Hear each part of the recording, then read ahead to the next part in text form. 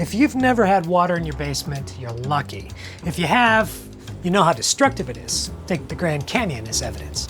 You'll probably want some help finding the source of your problem, and you want to get it fixed right away. Here's a couple things a contractor can do to help prevent the water from getting in. They can manage the interior water by adding drains that push the water out from beneath the floor. Little kudzu.com advice: even if you have a sump pump, you should really waterproof the room in case of a power outage or a pump failure. Waterproofing the exterior is the best method to prevent any structural damage. Polymers and membranes are placed along the exterior wall, as well as a drainage system around the foundation at the footer. Basically, it's a little pipe with tiny holes that allow the water in, while it kindly escorts it away from the house.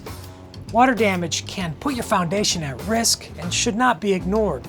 Go check out our video on foundation problems.